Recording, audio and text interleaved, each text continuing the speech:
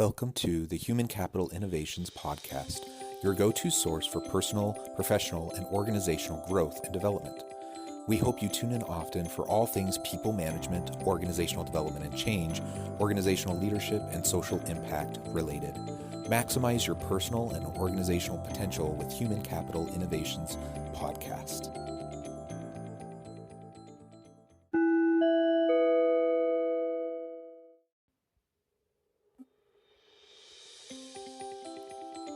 Welcome to the Human Capital Innovations Podcast. In this inspiring TED Talks HCI podcast episode, I explore Amy C. Edmondson's famous TED video, How to Lead in a Crisis.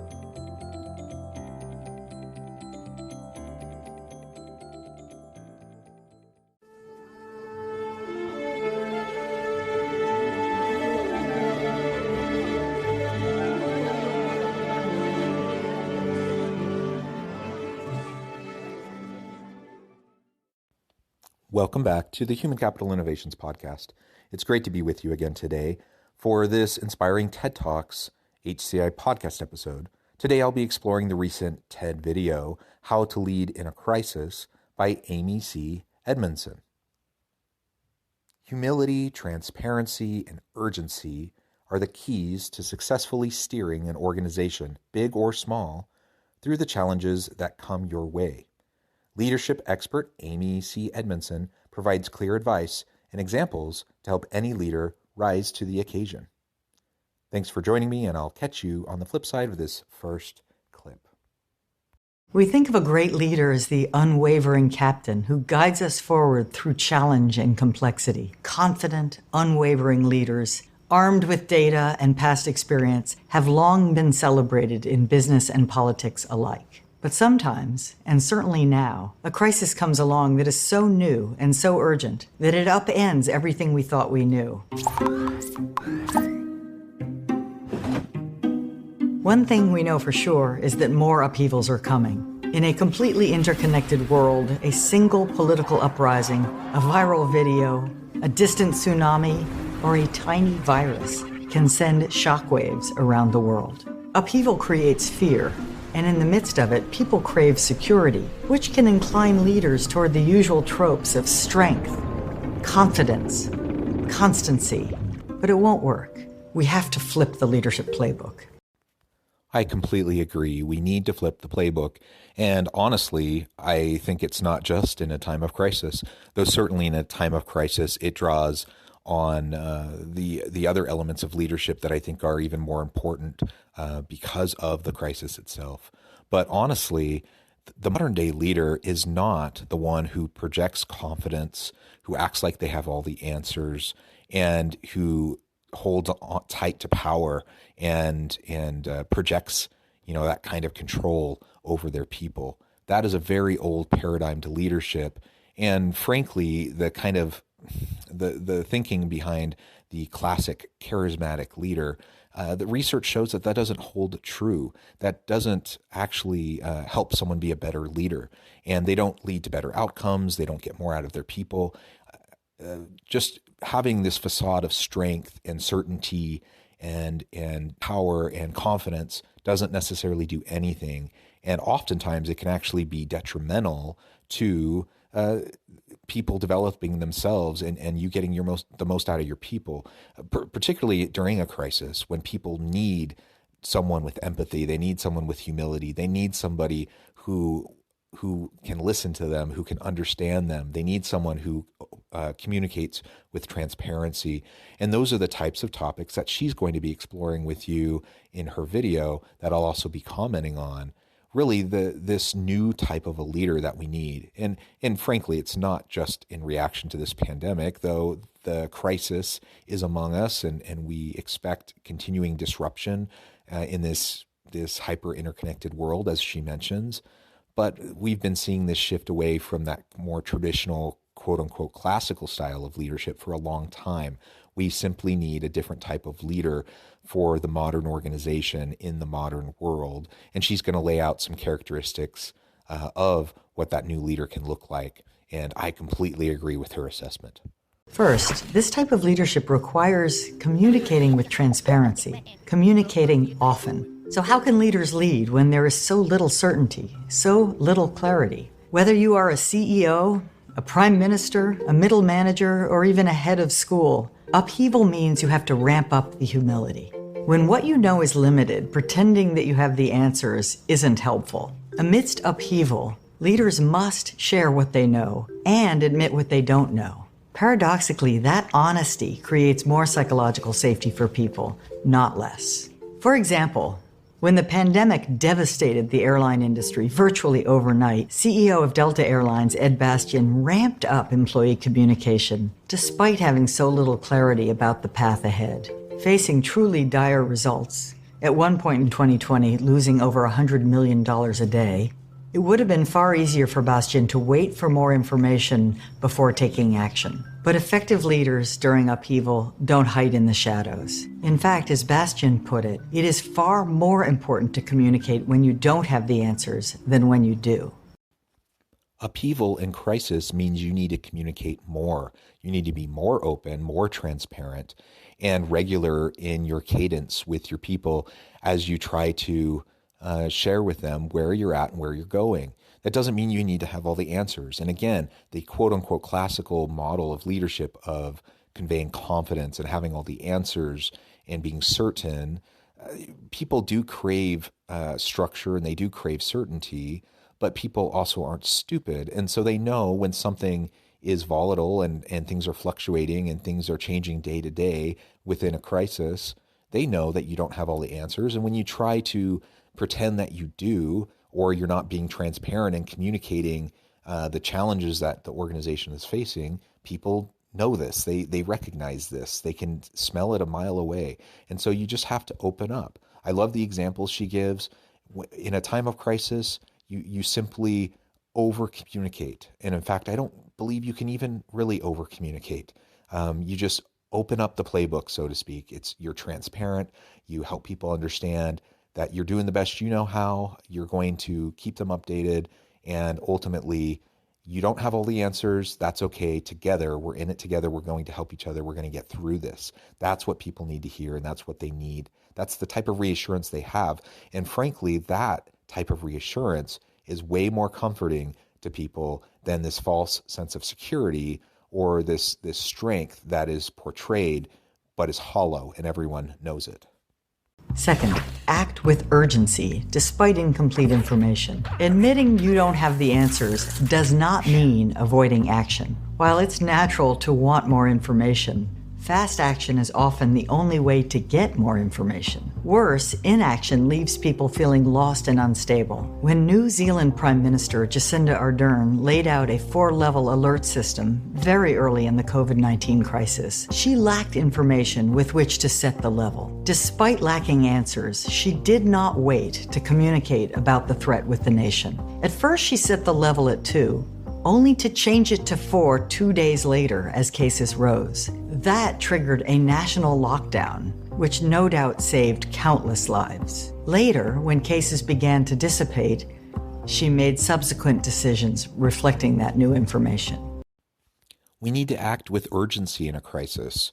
And again, we don't have all the information. We know this, and if we're being transparent with our people, they will know this. And they're not stupid, and so they kind of know it already. But you reconfirm with your people what you know, what you don't know. And it's not a matter of waiting around to collect more data to try to come up with the answer. You need to act with urgency. Sometimes that urgency means proactively going out and trying to understand the external environment, understand the shifts that are happening, understand the crisis that you're in. That's part of it. But you just need to be able to move forward, understanding that it's going to be an iterative process. You're going to make some missteps. And as long as you're transparent and you don't just get stuck in the mud of the uncertainty and you actually can start to move forward, then people will be forgiving of you if it turns out the direction you're going isn't quite right given the circumstances. Obviously, you don't want to be haphazard about it. You don't want to be foolish. You want to demonstrate wisdom and lean on the counsel and the expertise of those around you. But assuming you're doing that and you're communicating transparently, move forward. Don't get caught in the trap of waiting around until you understand everything perfectly. And again, the great example from New Zealand and how they handled the situation. They weren't perfect. They didn't understand everything. They had to make course adjustments, but they were very proactive. They acted immediately and saved countless lives in the process. In any organization, our ability to be decisive and act is very, very important.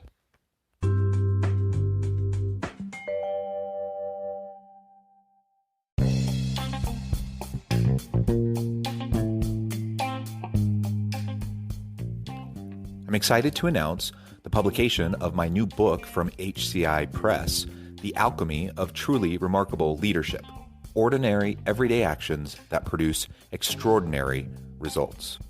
Consider how the nature of work has shifted over the past 50 years. With increased globalization, rapid technological advancement, and the shift in economic composition, the average job of today looks very different than the average job of 50 years ago. What will the jobs and organizations of tomorrow look like? Moreover, what does this all mean for organizational leaders? What are the core competencies and capabilities of organizations and their leadership that are prepared for continued disruption and geopolitical and socioeconomic shifts? Regardless of what the future holds, increasingly, leaders need to be socially minded, data-driven, decisive, champions of talent, and disruptors of the traditional notions of leadership, teams, organizations, and work. The Alchemy of Truly Remarkable Leadership will help you to explore your own leadership competencies and capabilities and consider ways to apply and implement them into your workplace and personal life.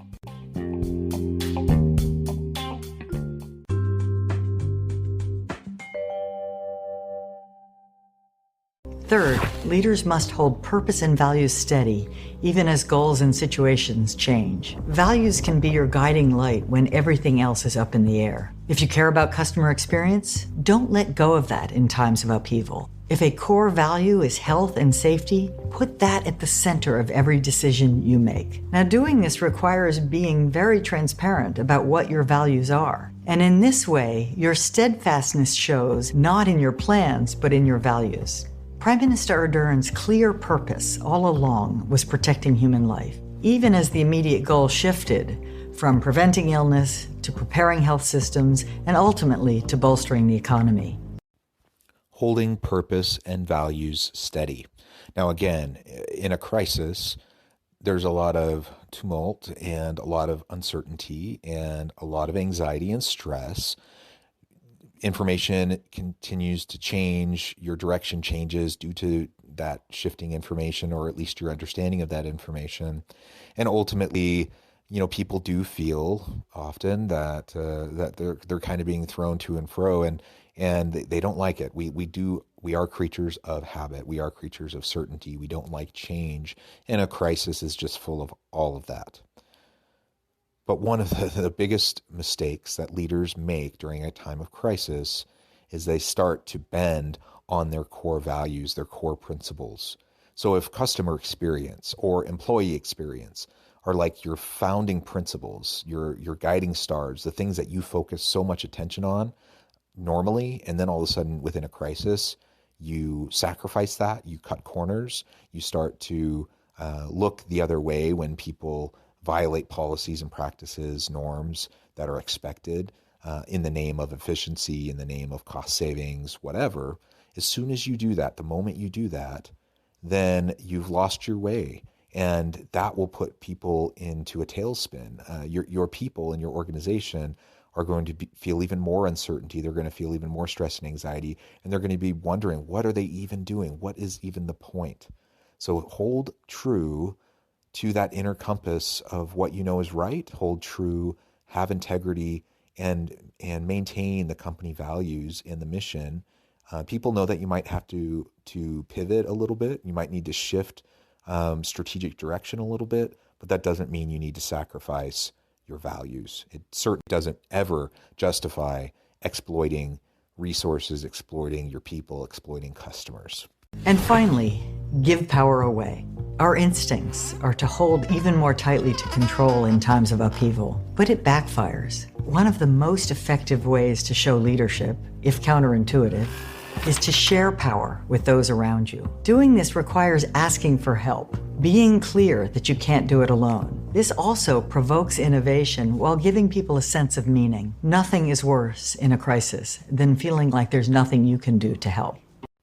Giving power away might seem quite unintuitive, but really what we see again and again in practical examples around the world, in businesses, in governments, but also through the research, is that absolutely giving power away is the best surefire way to lean on the collective genius of your people, the expertise of those around you.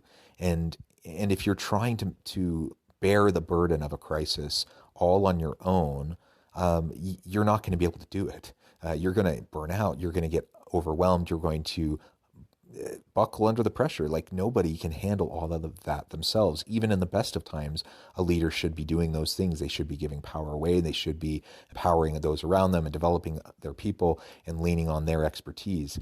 But that's never more important than in a crisis.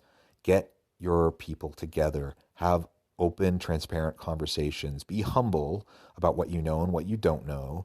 And as you do that, you'll be able to then move forward, share the burden, share the power, share the opportunity for growth and development. And ultimately that is going to see people through. As uncertain as the situation may be, and as nervous as people may be, they will feel like they're part of the solution. They will feel a part of the response, and that will help develop more confidence in what the organization is doing, how they're pivoting, what the strategic direction is. And ultimately, you'll have 15 heads or 20 heads or 30 or 50 or 100 heads, and that's better than one head. Lean on the collective genius of your people. We follow this new kind of leader through upheaval because we have confidence, not in their map, but in their compass. We believe they've chosen the right direction given the current information, and that they will keep updating. Most of all, we trust them, and we want to help them in finding and refinding the path forward. This is the type of leader that I hope that I can become. The old school model of the charismatic, confident leader who's certain about everything and maintains power and control and can manipulate the people around them in order to accomplish things, that just doesn't hold true in this modern world. It hasn't held true for quite a while, and leaders and organizations need to be shifting away from that anyways. But when we find ourselves within a crisis or within this kind of a pandemic environment, for example, we need a different sort of leader to be successful. Within a crisis in particular, we need someone with empathy. We need someone who has humility. We need someone who can communicate with transparency and openness. We need someone who can give away and share power with the people around them. We need an individual with the integrity to hold true to the values of the organization, even when things are hard. It's easy to make good choices, and it's easy to uphold values when times are good. When you're really put to the test is when times are hard, like in a crisis. And frankly, a lot of leaders don't have the moral fortitude to do what they know is right because of the challenges of carrying out and staying true to your vision and your purpose when things are looking tough. It is tough. Nobody's questioning that. But that's the type of leader that we need, that we want in a crisis, and really at any time, that's the type of the leader that we want. I hope all of you will carefully consider these principles, these characteristics of the modern leader, particularly the leader who leads during a crisis. And I hope you'll consider, how you stack up. What are some areas that you can work to develop? How can you be more transparent? How can you foster more humility? How can you share power? How can you be true to your values, even in difficult times? And I think as we do that, we'll be able to be more effective as leaders. We'll more effectively develop our people so they can share the load of leadership, and we'll help our organizations to navigate these times of crisis and challenge and difficulty. Thank you for joining me for this episode of the Human Capital Innovations podcast. I hope you stay healthy and safe, that you can find meaning and purpose at work each and every day. and I hope you have a great week.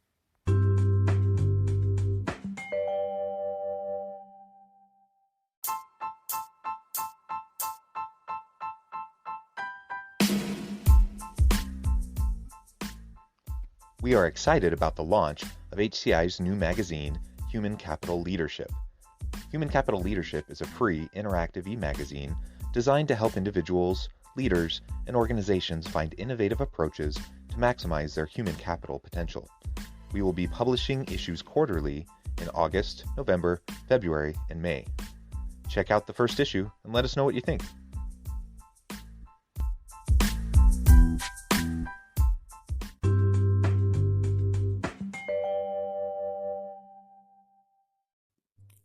Thanks again for joining us for this episode of the Human Capital Innovations Podcast. I hope you stay healthy and safe and that you have a great week.